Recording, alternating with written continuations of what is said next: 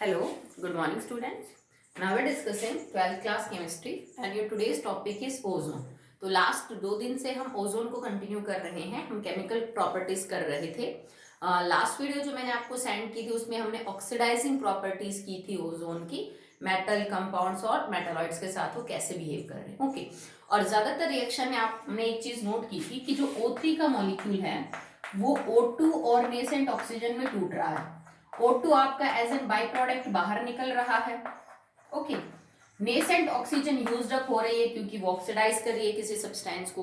That finally O3 is converting into O2. Simple is that. But एक दो जगह ऐसा भी देखने को मिला है बेटा कि जो आपका रिड्यूसिंग एजेंट है जिसका ऑक्सीडेशन कर रहा है ओजोन, वो इस तरह से ऑक्सीडाइज होता है कि ओजोन पूरी की पूरी खर्च हो जाती है और कोई भी डाई ऑक्सीजन का मॉलिक्यूल जो है वो बाहर नहीं निकलता. ओके सो एक दो ऐसे केस हैं जिसमें एक्सेप्शनली बिहेवियर देखने को मिलेगा ओजोन का कि जो डाई ऑक्सीजन बाहर निकल रही है as one of the product in the above mentioned reaction जो हमने ऑक्सीडेशन बिहेवियर की पढ़ी, इन दो रिएक्शंस में वो डाई ऑक्सीजन बाहर नहीं निकलेगा.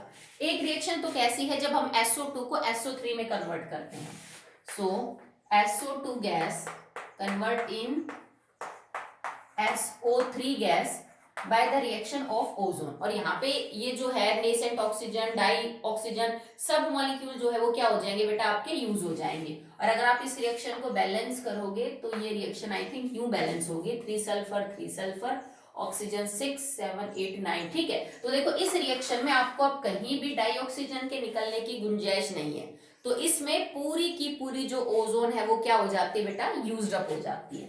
सेम इसी तरह से अगर आपके पास SnCl2 HCl की प्रेजेंस में है तो ये भी SnCl4 के अंदर कन्वर्ट हो जाएगा. टिन जो है उसकी +2 से ज्यादा +4 स्टेबल होती है तो ये टिन +2 को किस में कन्वर्ट कर सकता है +4 के अंदर. बट अगर आप HCl की प्रेजेंस में इसको लेते हो और साथ में वाटर बाहर निकल जाएगा. यहां भी कोई डाई ऑक्सीजन बाहर नहीं निकल रहा.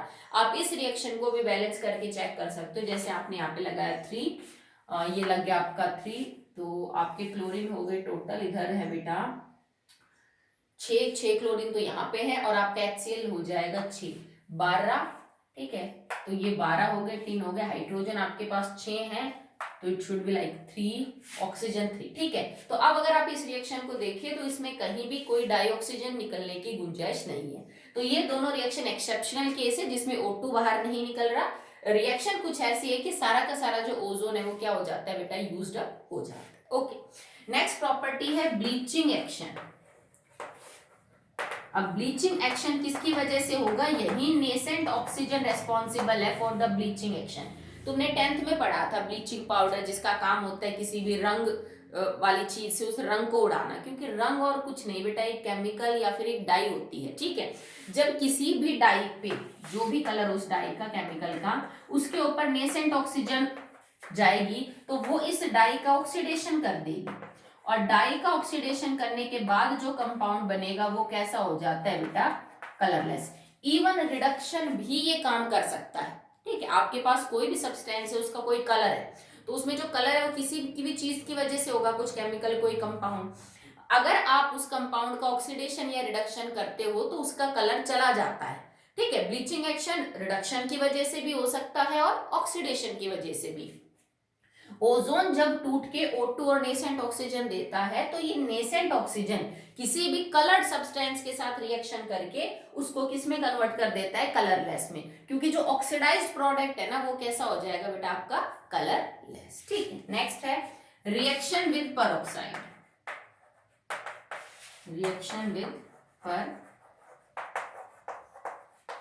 ऑक्साइड और इसकी जो ये प्रॉपर्टी है ना दैट्स वाई इसको हम पार्लर्स वगैरह के अंदर ब्यूटी पार्लर जो होते हैं उसके अंदर यूज किया जाता है ओजोन को. अगर आपने नोटिस किया हो या किसी से आप पूछ के देखें जो पार्लर में काम करता है तो ओजोन का ट्रीटमेंट दिया जाता है कई बार फेशियल ट्रीटमेंट, ताकि उससे ये ब्लीचिंग का काम करती है ओजोन की. जो भी बॉडी हेयर है जो फेस के ऊपर हेयर है उनको जो है थोड़ा उनका कलर उड़ा देना ताकि वो बॉडी से मैच कर जाए, स्किन से मैच कर जाए, थोड़ा ग्लो करने के लिए. तो हम कई बार इसको पार्लर में भी यूज करते हैं ओजोन को as an bleaching purpose. Okay इसके अलावा आप चाहो तो इससे सिल्क, वूल, इवोरी, मतलब बहुत सी चीजों का कलर उड़ा सकते हो। इवोरी का मतलब होता है हाथीदार, सिल्क कपड़े पे से किसी का रंग वगैरह उड़ाना हो पेपर पे से, तो आप ओजोन को as a bleaching agent use कर सकते हो, ठीक है।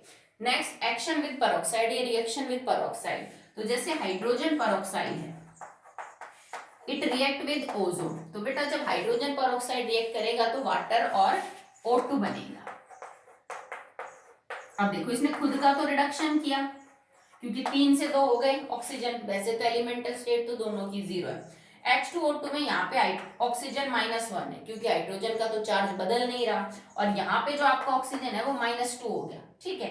तो और इधर आपका ऑक्सीजन हो गया 0, तो -1 से 0 होना इज ऑक्सीडेशन, जबकि -1 से, सॉरी तो -2 है बेटा, -1 से -2 होना क्या हो जाएगा, इट इज रिडक्शन। तो हाइड्रोजन पेरोक्साइड के अंदर अगर आप यहां से चेक करो तो ऑक्सीडेशन रिडक्शन बहुत हो रहा है इस रिएक्शन के अंदर, यही ऑक्सीजन, तो आप इस तरह एक रिएक्शन डिस्प्रोपोर्शनेशन ही हो गई कि ऑक्सीजन जो है एक बार रिड्यूस कर रहा है -1 से -2 में, ऑक्सीडाइज भी कर रहा है -1 से किस में, 0 के अंदर।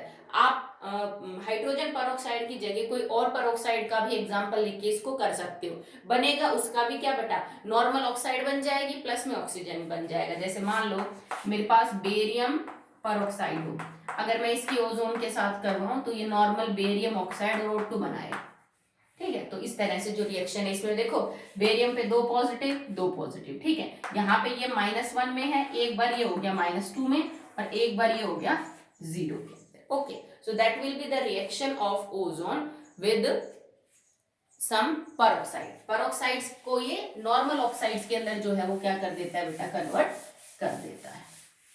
अगली रिएक्शन देखिए आप,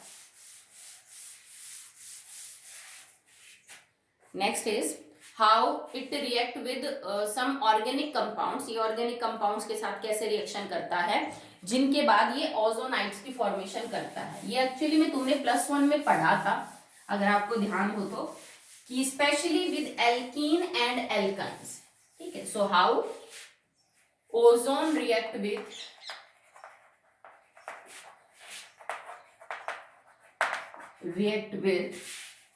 एल्कीन एंड एल्काइंस, एल्केन के साथ नहीं करते हैं बेटा, ओजोन जब एल्कीन और एल्काइंस के साथ रिएक्शन करता है तो वो ओजोनाइड्स की फॉर्मेशन करता है, और ओजोनाइड्स फाइनली डिकम्पोज होते हैं टू गिव, पहले क्या बना लेंगे देखो, पहले तो ये अनसैचुरेटेड कंपाउंड्स के ऊपर रिएक्शन होती है, डबल बॉन्ड या जो ट्रिपल बॉन्ड है उसकी प्रेजेंस जरूरी होती है, ठीक है, बन जाएंगे क्या, ओजोनॉइड। ओजोनाइड कन्वर्ट हो जाते हैं या तो एल्डिहाइड में या कीटोन में, ठीक है। जो ओजोनाइड्स बनते हैं that are not very stable, और उसके बाद फाइनली वो डिकम्पोज हो जाते हैं थोड़ा हीट करने पे इनटू एल्डिहाइड एंड कीटोन, ठीक है। ये इंपॉर्टेंट रिएक्शन है बिकॉज अगर आप किसी भी अननोन एल्कीन और एल्काइन की रिएक्शन ओजोन के साथ करवाते हैं तो उसके प्रोडक्ट्स को देख के आप ये पता कर सकते हो कि उस अननोन एल्कीन या एल्काइन में कितने कार्बन होंगे, वो स्ट्रेट चेन है कि ब्रांच है, उसमें डबल बॉन्ड कौन से और कौन से कार्बन के बीच में है। सो ये रिएक्शन ओजोन की एल्कीन और एल्काइन के साथ इस चीज को कंफर्म करने के लिए भी यूज की जाती है कि अगर आपके पास कोई भी अननोन एल्कीन और एल्काइन है उसका स्ट्रक्चर प्रिडिक्ट किया जा सकता है by seeing the products of this reaction, इस रिएक्शन को देख के। ओके चलिए रिएक्शन स्टार्ट करते हैं। जैसे मान लो it is CH2 double bond CH2, it react with ozone first of all, तो क्या बनेगा बेटा, ओजोनाइड बनेगा। टेम्परेचर काफी कम होता है, it is 196 kelvin, carbon tetrachloride की प्रेजेंस पे लेते हैं, होगा क्या, CH2O CH2O, और ये जो आपको एक पेंटागन टाइप स्ट्रक्चर नजर आ रहा है इसको हम बोलेंगे दैट इज ओजोनॉइड, ये आपका ओजोनॉइड है, ठीक है। ओजोनॉइड जो है वो फाइनली आगे फर्दर डिकम्पोज हो सकता है ऑन हीटिंग, अगर आप इसको जिंक की प्रेजेंस में हीट करोगे तो ये क्लीवेज का पैटर्न है जो हमेशा इस तरह से टूटेगा, 2 R के बीच में जो ऑक्सीजन है इस ऑक्सीजन को जिंक लेके जाएगा ZnO की फॉर्म में, ZnO बाहर, तो ये जो हिस्सा है ये एक हिस्सा बन जाएगा आपका और ये वाला एक हिस्सा बन जाएगा, ठीक है। अब देखो तुम्हारे पास क्या फ्रेगमेंट बचे हैं, CH2O और इधर भी सेम बचा है CH2O। अगर आप इसको रीअरेंज करेंगे तो नाउ इट इज HCHO। ये दोनों क्या है? HCHO। तो आपके पास फाइनल मॉलिक्यूल्स क्या होंगे? 2 मॉलिक्यूल ऑफ फॉर्मल्डिहाइड। तो अगर एल्कीन रिएक्ट करेगी ओजोन के एक मॉलिक्यूल के साथ तो फाइनली आपको 2 मॉलिक्यूल मिलेंगे, किसके? फॉर्मल्डिहाइड। ठीक है, पैटर्न हमेशा सेम ही फॉलो करना है, आपको थोड़ा क्लीवेज ध्यान होना चाहिए कि कहां से होगा, बाकी रिएक्शन आसान है। अब जैसे मान लो इसके अलावा तुम्हें कोई दे दे, प्रोपीन दे दे,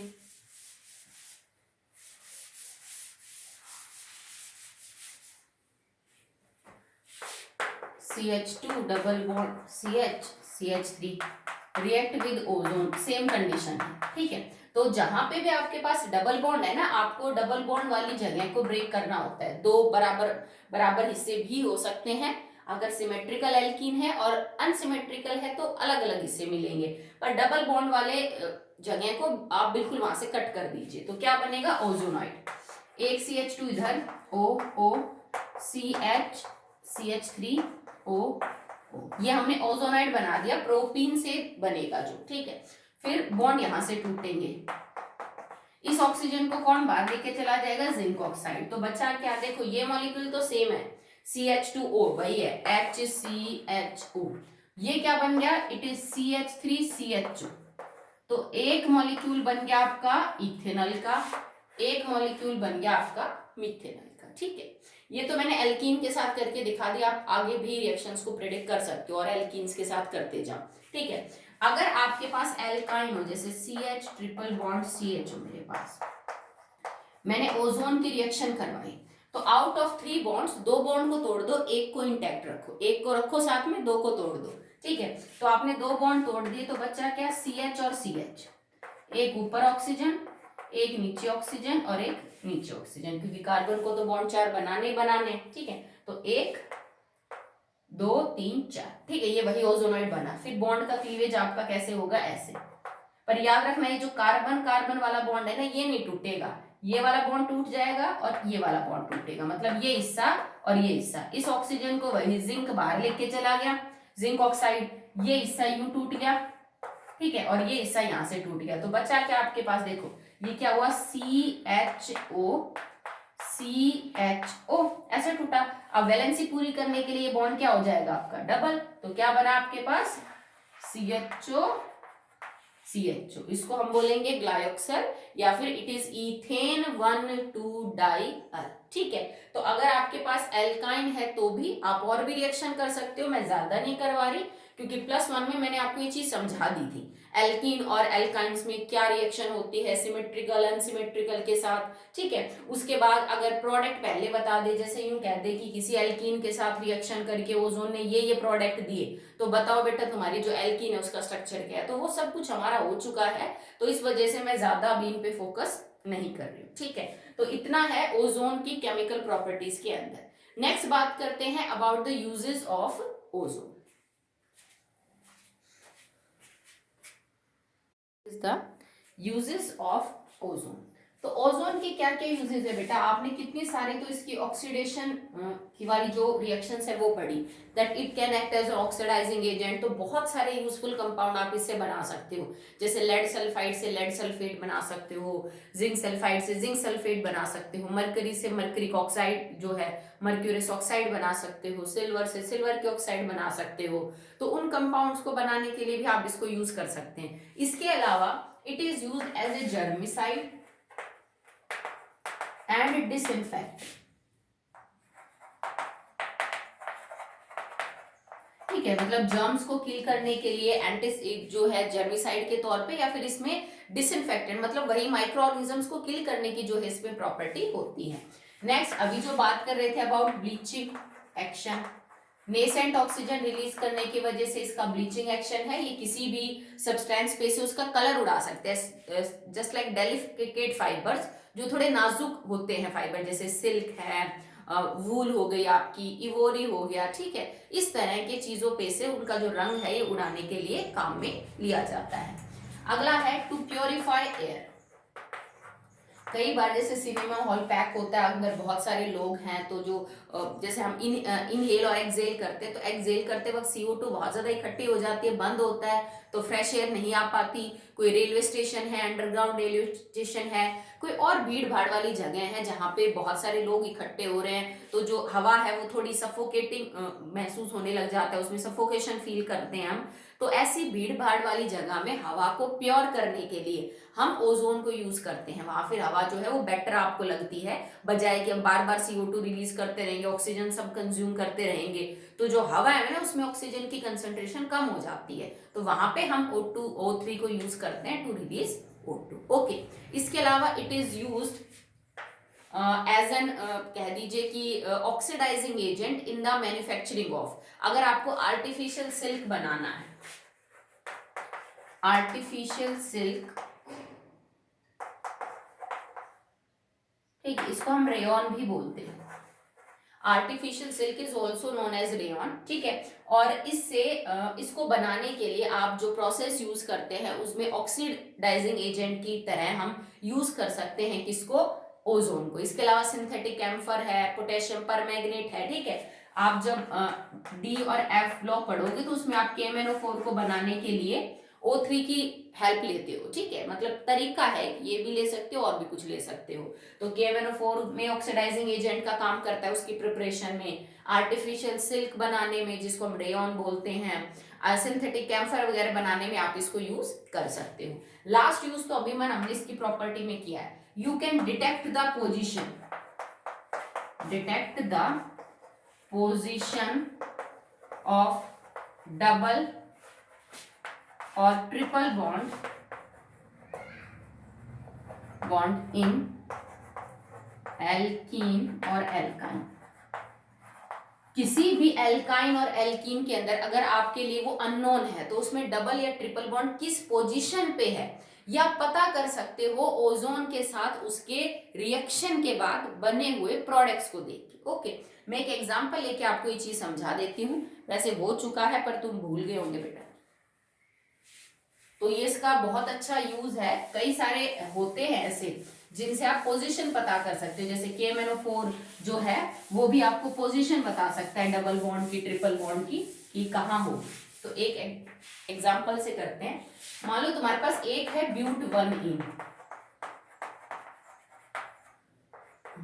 और एक है ब्यूट 2ene, सेम कार्बन की और 2 एल्कीन है आपके पास, ठीक है। मेरे को ये बता दिया कि 4 कार्बन की एल्कीन है, पर मेरे को नहीं पता ब्यूट 1ene है, 2ene है, 3 और 4ene तो हो नहीं सकता इसमें। तो ओजोन के साथ इसकी रिएक्शन करके आप बता सकते हो ये 2ene है कि 1ene है। कैसे, देखो, अगर मैं इसकी रिएक्शन करवाऊं तो डबल बॉन्ड यहाँ पे इसका ओजोनाइड क्या बन जाएगा, CH2O CH2 CH3O O and O।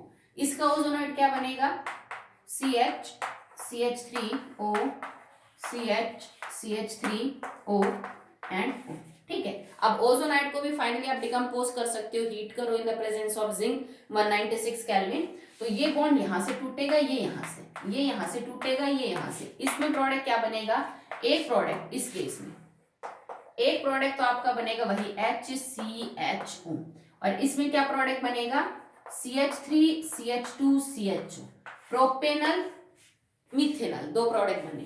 अगर आप इस वाले कंपाउंड के बारे में बात करें तो देखो ये प्रोडक्ट क्या बनेगा, CH3CHO CH3CHO, इधर भी क्या बन रहा है, CH3CHO, ठीक है। मतलब अगर आपने किसी अननोन 4 कार्बन के एल्कीन की रिएक्शन करवाई ओजोन के साथ और उसका जो फाइनल प्रोडक्ट है वो 2 मॉलिक्यूल इथेनॉल है, तो तुम्हें पता चल जाएगा भाई बॉन्ड 2 कार्बन के आगे है, दूसरे और तीसरे कार्बन में, क्योंकि जब भी एल्कीन रिएक्ट करती है ना हमेशा डबल बॉन्ड वाला जो पोर्शन है जहां पे है उसके 2 हिस्से हो जाते हैं। तो तुम्हें जो 2 हिस्से मिले वो 2 कार्बन और 2 कार्बन के थे, इसका मतलब जो बॉन्ड था वो दूसरे और तीसरे कार्बन के बीच में था, तभी तो हमने तोड़ा तो 2-2 कार्बन के हिस्से हो गए।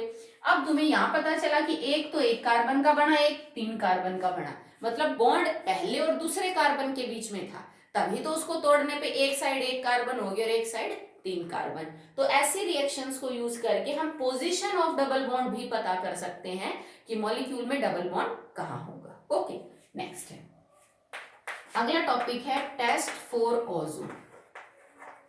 भाई ये गैस है, ठीक है, बहुत माना कि इसमें थोड़ा सा ब्लूइश कलर होता है इसके अंदर, तो आप कैसे चेक करोगे कि कोई जो अननोन गैस बाहर निकल रही है वो गैस जो है वो ओजोन है? तो पहला तो ये है, it can turn alcoholic solution of benzidine brown.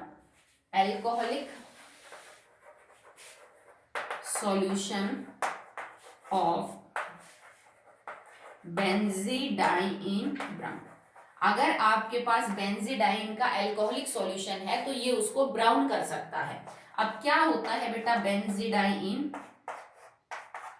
दो बेंजीन की रिंग है, इन दोनों को आप डायरेक्ट जोड़ दीजिए और यहाँ भी NH2 है और यहाँ भी NH2 है, ये बेंजीडाइन है। इसके अल्कोहलिक सॉल्यूशन को अगर ब्राउन कलर का कर देता है तो that is ozone. Second reaction है इसमें टेलिंग ऑफ मरकरी। आपको बताया था ना कि अगर हम मरकरी की ओजोन के साथ रिएक्शन करवाते हैं तो मरकरी ग्लास से चिपकना शुरू कर देती है और उसकी जो मिनिस्कस है वो गिर जाती है, ठीक है। इस प्रोसेस को हम टेलिंग ऑफ मरकरी बोलते हैं, ठीक है। और इसको आप एज ए टेस्ट भी यूज कर सकते हो कि अगर मरकरी के साथ किसी ने ऐसा कर दिया तो इसका मतलब वो क्या है बेटा, ओजोन है। अगला है, वो स्टार्च आयोडीन पेपर को ब्लू कर सकता है। Ozone can turn moist starch iodine paper blue. अगर आपके पास मॉइस्ट स्टार्च आयोडीन पेपर है तो उसको ये नीला कर सकती है, ठीक है। ओजोन के अंदर ये प्रॉपर्टी है। दूसरा, ओजोन जो है वो KMnO4 को और K2Cr2O7 को रिड्यूस नहीं कर सकती। इसका मतलब देखो, अगर कोई एलिमेंट है जो KMnO4 को रिड्यूस कर रहा है, मतलब इसका रिडक्शन कर रहा है, तो इसका रिडक्शन कर रहा है तो मतलब ये ऑक्सीडाइजिंग एजेंट का काम कर रहा है। या फिर K2Cr2O7 का अगर रिडक्शन हो रहा है तो इसका मतलब ये ऑक्सीडाइजिंग एजेंट है।